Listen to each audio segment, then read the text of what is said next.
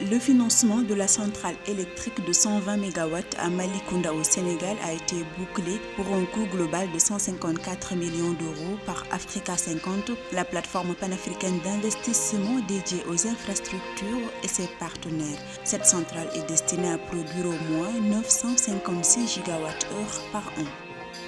Avec 417,3 millions de barils de pétrole exportés en décembre 2022 par l'État angolais à un prix moyen de 100,65 $, le pays a mobilisé un montant de 9,10 milliards de kwanza en termes de recettes fiscales pétrolières au titre de l'année 2022.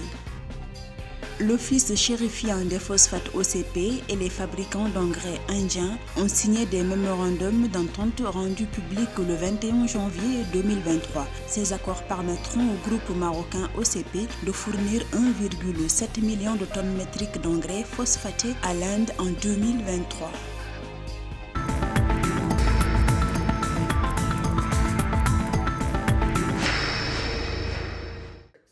Le financement de la centrale électrique de 120 MW à Malicounda au Sénégal a été bouclé pour un coût global de 154 millions d'euros par Africa 50, la plateforme panafricaine d'investissement dédiée aux infrastructures et ses partenaires. En mars 2021, Africa 50 avait obtenu un prêt relais de 50 milliards de francs CFA, soit 75 millions d'euros, arrangés par les principaux acteurs afin d'accélérer la mise en œuvre du projet.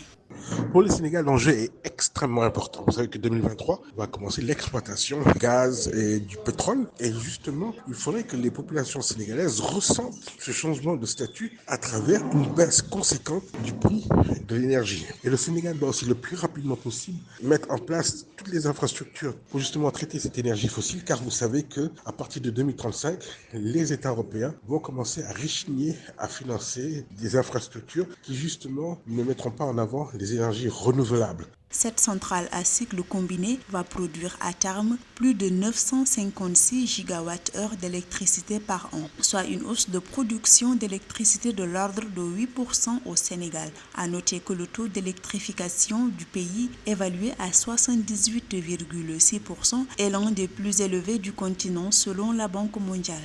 L'énergie sénégalaise est subventionnée par l'État, ce qui permet de pouvoir vendre ça à un coût inférieur aux populations sénégalaises. Et malgré tout, ces dernières considèrent que l'électricité coûte très très cher. Et grâce à l'arrivée de cette centrale gazière et justement l'exploitation du gaz, ça va permettre au secteur de pouvoir fournir de l'électricité en qualité, en quantité et à des prix très intéressants, permettant ainsi à l'État de baisser petit à petit la subvention. Et même, il faut imaginer un jour que le secteur énergétique se passe de la subvention de l'État sénégalais. La centrale thermique de Malicounda, dont la construction a débuté en octobre 2019, était estimée à un coût total de 100 milliards de francs CFA, soit 150 millions d'euros. Cette infrastructure énergétique est conçue pour fonctionner initialement au fioul, mais elle devrait être convertie au gaz naturel lorsque celui-ci sera extrait des gisements nationaux d'hydrocarbures actuellement en cours de développement.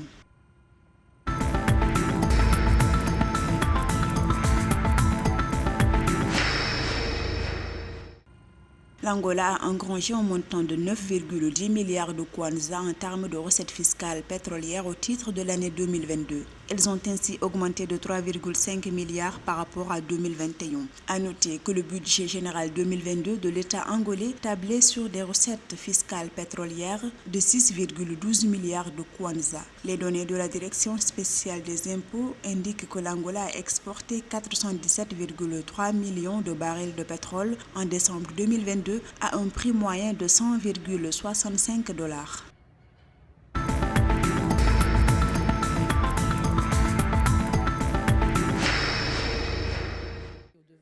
Le groupe OCP va fournir 1,7 million de tonnes métriques d'engrais phosphatés à l'Inde pour la prochaine saison agricole. Ceci dans le cadre du partenariat stratégique illustrant leur ambition commune de favoriser une agriculture innovante et une sécurité alimentaire renforcée. L'Office chérifien des phosphates fournira à l'Inde environ 700 000 tonnes de triple super phosphate et la livraison d'1 million de tonnes de phosphate de diammonium à destination des fermiers indiens.